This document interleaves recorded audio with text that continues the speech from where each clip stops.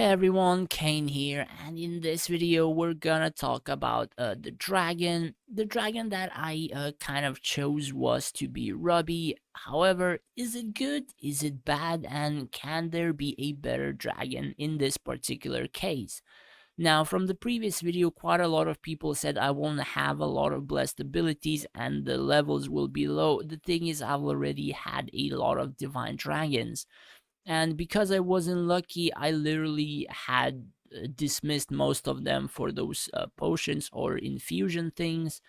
And as you can see, all of the skills are level 100 on my dragon. So that is not really an issue in terms of that.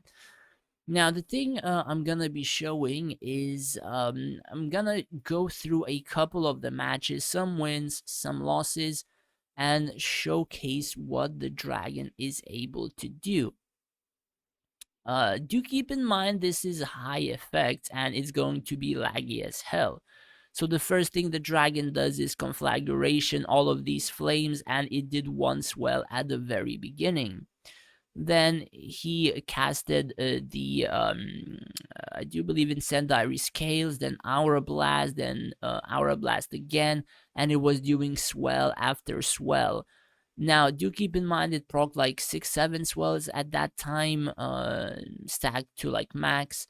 Then sometimes it even does like double swells at the same time. Like as you see in here, literally double swell, aura blast, and incendiary scales.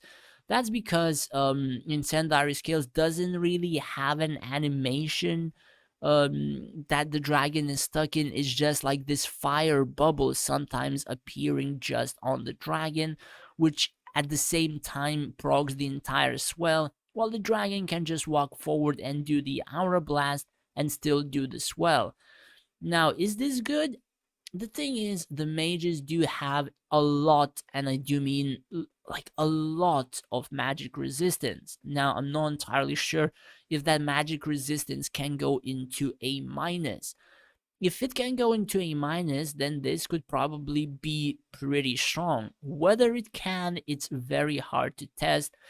Against some people, you do incredible amounts of damage and very quickly. Against others, it's not as high. So it honestly, it's very hard to judge whether or not this may like incredibly help out. However, there is another thing which can be a tad bit better, and I don't really want to go through most of the fights just trying to look for that particular dragon. So we might as well just try and find someone who is using that dragon. One moment. Yeah, this one is level 100. So, uh, another scales, but in terms of the Onyx dragon, and this one says irradiates an aura of corrosive magic, increasing damage taken by nearby enemies. Meaning, this is not only magic damage taken, but also physical damage taken. Meaning, all your rogues, your gladiators, your mages, your archers will do more damage to the targets. And the thing is, this is again not like magic resistance removal, which already mages have over like 200%, right? This is a whole other stat which there aren't like huge amounts of. Meaning that like the enemy is going to just straight up take more damage without the need to actually stack stuff. So this is something to look forward to and test. But I think the Ruby Dragon could probably be one of the better dragons up until like higher leagues, maybe 4,200, maybe 4,300, like dual tower points. And after that, in a similar or same formation, I would kind of think that these scales could potentially be better. Though do keep in mind that the Onyx Dragon is not only good because of the scales, it's also good because of the Graviton Surge and also the Eternal Void, I believe, because that can CC quite a lot of army units and potentially snipe some generals and etc. So yeah, that is the kind of thing about the dragon. Now, did it help me out? One moment, I'm just gonna take off the effects just to be sure it's not incredibly laggy. Now, I've fought quite a few people. I've lost some of the fights. I've won some of the fights. Against this one, I lost, though. I do believe his Rufio kind of messed me over pretty badly. Like, not gonna lie, majority of my heroes were stunned, and then I decided to move my side to the other one. So basically, he stunned this entire side, even stunned Avril at the very beginning. So, for example, let me just redo this. Yeah, so Rufio is placed at a spot where he stunned Avril, Arion, Floor, like literally two lines of heroes were stunned just by Rufio, and it kind of literally messed over any friggin' openings that I could have. Now, majority of the time, they would either stun my Avril, they would stun my Valerie. I would still have some casts, but it stunned literally those heroes, and then they even stunned Raxius. I had somewhere here, I think, and like that was pretty much it. Like, I didn't have anything what I could have done, so that was pretty good on excuse me, that was pretty good on the other guy's side. Placing Rufio properly literally messed me over. I do believe I nearly cleared the side here. I'm not sure. Yeah, I was pretty close in clearing that, and yeah, eventually he ended up winning. So yeah, kudos to him. Good placement.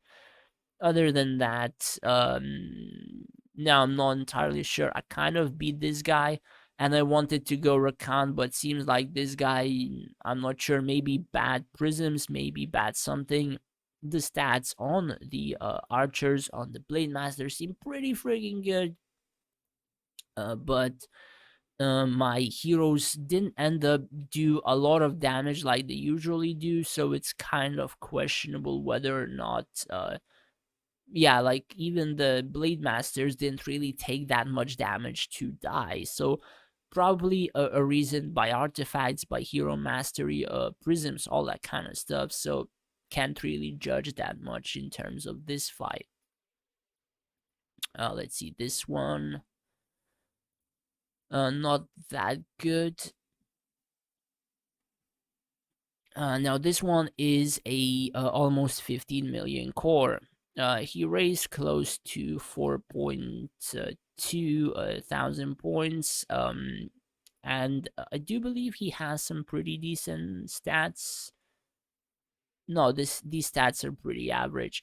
So the thing about me being able to fight people like, let's say, this core, right? Excuse me again, is what I've always mentioned to people. Like, my skeletons are not really that strong. However, if you see this value here, enemy crit rate reduction 77%.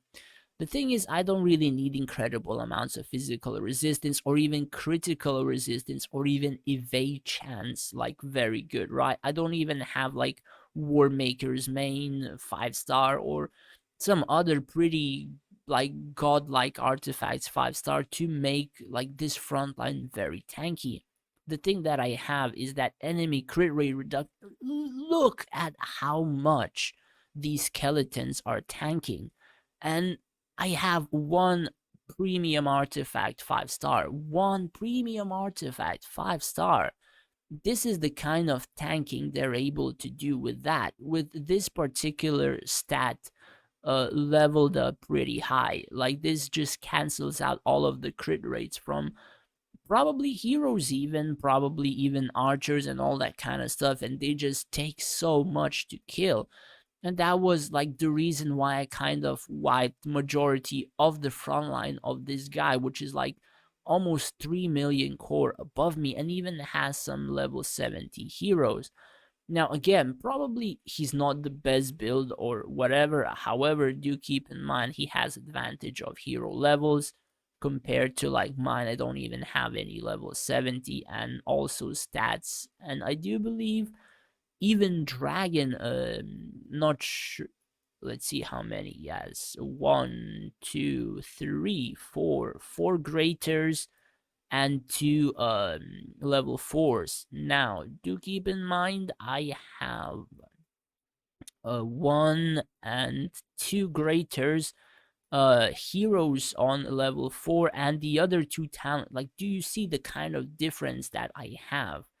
And that is the kind of thing about that one particular stat. Like, I don't need incredible amounts of other stats, since this stat, like, even by itself just adds so much that if people don't really raise it, I don't know, man. Like, probably people are not going to have a very tanky frontline, because I've seen people using anima for, I think, like, resistances. I've seen them using for evade chance, even critical hit resistance, which, what for? Why do you need to evade, let's say, a 500% critical hit damage attack, when you can just deny the entire thing and just take the basic attack, which eventually is just gonna get healed by your artifacts or whatever, or close to get healed, or stuff like that. Like, this one can make frontline incredibly tanky to pass.